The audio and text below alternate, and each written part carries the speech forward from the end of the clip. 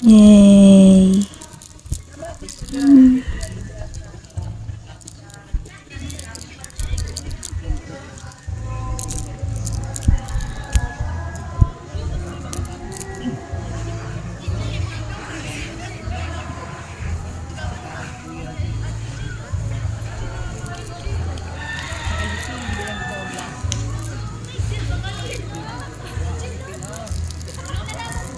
Wala lang, bet ko lang siya. Ganun.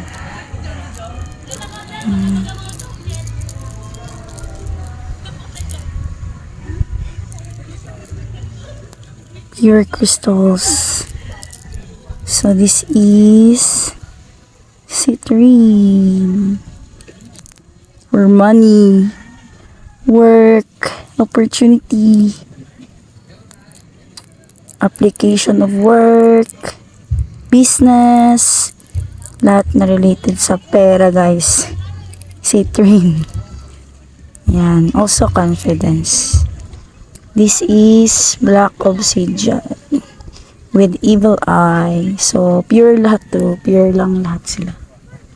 Then, ayan. So, yan. Then, this is 10 stone na to siya. So, aventurine, orange aventurine, yung dalawa, moonstone, black obsidian, citrine, pyrite, rose quartz, amethyst, yung violet, amethyst, aventurine, green aventurine, carnelian, tiger's eye, clear quartz. So, know more about crystals. So, very legit. So, depende na sa inyo yan, ha. Kasi, iba naman sa akin. Mayroon naman akong sariling, paniniwala sa crystals. So, ayan. Respect the, the exemption of individuality. Chars. Depende talaga yan sa intentions. Importante, pure intentions lahat. Hi. So, happy. Nakapag-cleanse din. Excited na maligo. Tada! Yay! Municipality of Caggianao, Surigao del Norte. First time. First time din nila dito. Yay! So happy.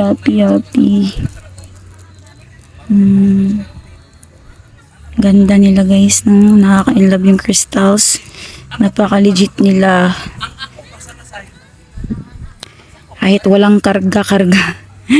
Pero napaka-legit talaga ng crystals dahil sa natural talaga yung kanilang attraction of energy. So, depende yan sa crystals na attracted ka or need mo. So, ayan.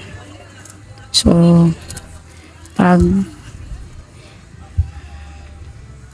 cute nila, no? Cute.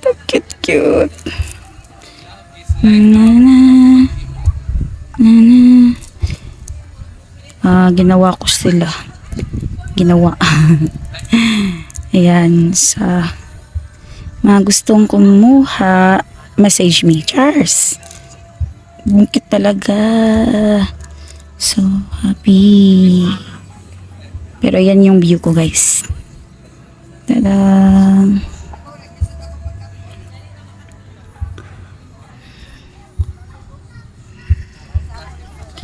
I really needed the cleansing and all. Yay! Ganda nila, guys. So,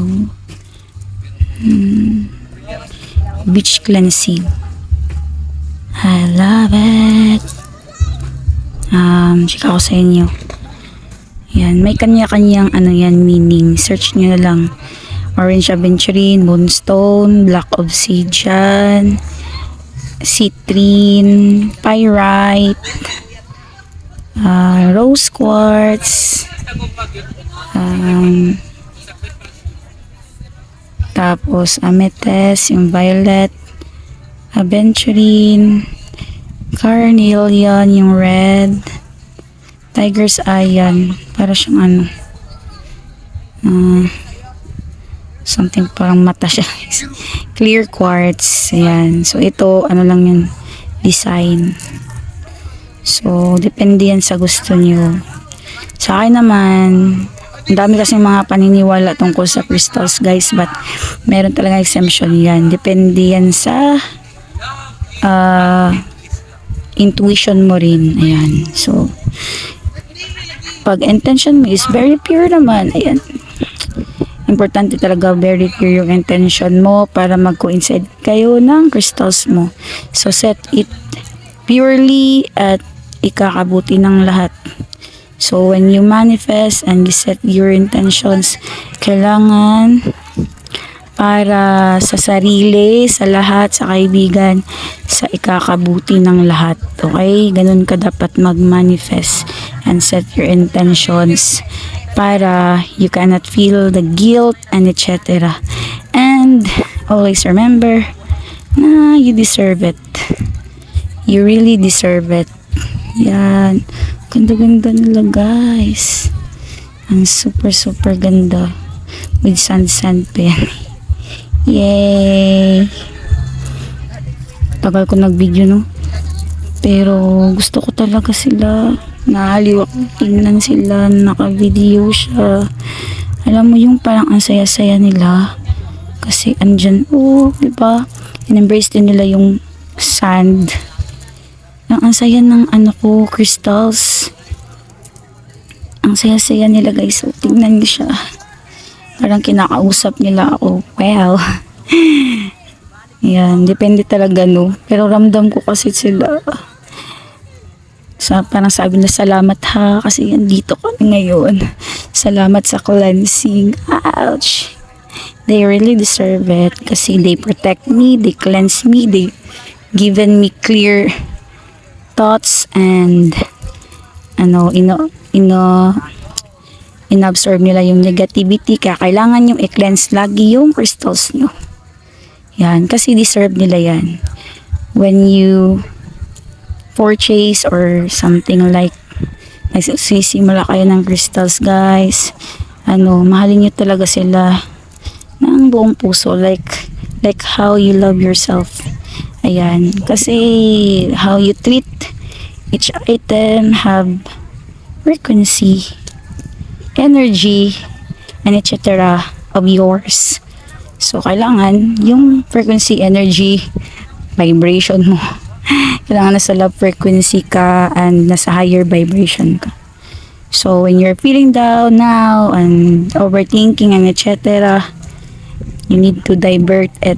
You need to listen to worship songs, positive songs, and you need to speak positive into yourself. Feed your soul, your whole spirit, or your vibration with positivity. Ganda talaga nila. Mamiss talaga ako sa ganda nila. Di ko padala yung iba, guys. It's just lang talaga, aliw na aliw.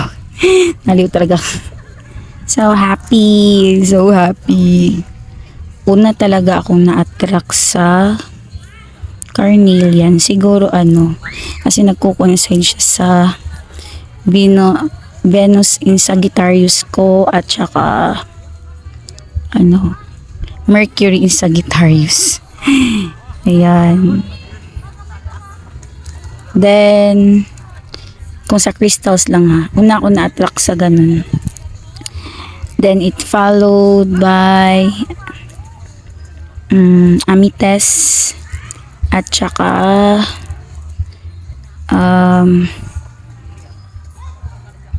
citrine. Then hanggang sa lahat na sila. So lahat ito ay pure, lahat ito ay prayed. Ayan. Prayers lang. Pure lang talaga sila. When you have your crystals, set your pure intentions, pray it, and own it. And trust the process. Ayan. So, maintain love, maintain understanding, wisdom, at saka, ayun, set boundaries to negativity sa mga taong super negative na talaga ang vibes. Ramdam nyo yan kahit ayaw magsalita ng sarili mo or ayaw mo pakinggan. Pero pag mabigat, it's almost talaga yan, legit na negative. Kahit mo sila kausap or kahit you deserve peace of mind and heart. When you have peace of mind and heart, you really can control your emotions and so on. So kailangan mo talaga yan. Marireceive mo lang yan pag pag yung level of frequency mo is nasa love frequency at ayan, open ka for all na understanding, but just observe and never absorb. Huwag mong i-absorb yung nasa paligid mo. May right ka to ang tawag dun, to set your or protect your energy. When the person is talking, always likram mo sa buhay or may kaaway palagi or yung mga posting nila ay almost negative and etc. or nangangaway or pinapasa yung trabaho nila or lahat ng nasa lower frequency, guys, is sadyang mabigat yung pakiramdam, hindi mo ma-explain. So ayan lang yung pinaka hint mo para malaman mo kung deserve mo yung energy nila or ang energy ng kasama mo or ng kausap mo or nino man, kahit yung mga bagay pa. Pakiramdaman mo, listen to your intuition. Pray always. Talk to God always, guys. Siya lang yung pinaka makapangyarihan at mas nakakaintindi sa'yo. Siya yung magbibigay ng unmeasurable love sa'yo and all. Kung may mga pinagdadaanan ka man ngayon, embrace crystals. Ayan, i-comfort ka nila, charot, i-energize ka nila or whatsoever. Depende na yun sa intentions mo. Basta, you need to talk to God always. Be humble always. Help always other people. Be a blessing. Be a reason to be, they smile and so on.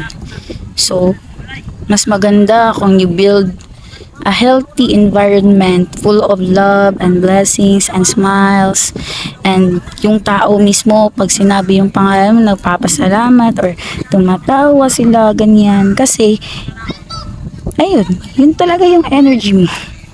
Pero pag ang tao pinag-usapan ka tapos nairita na sila or sadyang umiiwas sila sa name mo, may something yan. So if you are triggered or something like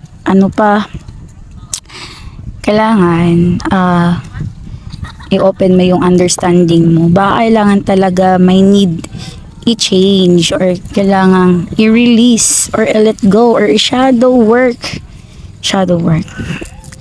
May guys, some Marriage Pure Intentions Only na page ko. May nilagay ako doon. Kung gusto nyong i-avail yun na activity or process, ganun, meron akong pinost doon, i-avail nyo yun. So pag nag-comment ka doon, I commit, so I will message you and you will start your process. So lang yan, simple na moves. Hindi naman ako super professional, pero ayan, I just wanna help. Fame, money, and etc. Hindi dapat yun maghari dyan sa puso. Dapat maghari sa puso mo is ang Diyos, ang pagtulong, hindi pera, hindi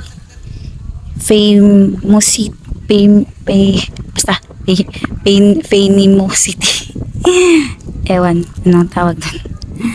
Magiging ano, ang hirap naman ng word na yun. Basta yun na yun, bahala na kayo. Basta I love my crystals. Actually guys, wala akong planong ibenta to. Kaso lang, maraming gusto din magpagawa. Ginawa ko to siya para sa family ko. So, ayun. Sinabihan ko lang, prayed it and owned it. Set your pure intentions at yun lang. Suotin nila lagi. Ay, teka lang. Si pyrite hindi siya pwedeng mabasa palagi or mababad sa tubig. Kasi sensitive siya in terms of water. So, ayan, kasi nababasa ko siya. Na ganyan siya. Or na ano kasi talaga siya. Na ano siya sa, ito, na sa scratch siya kay obsidian. Ayan, pero love na love ko sila. Ayan lang, bye. Love you.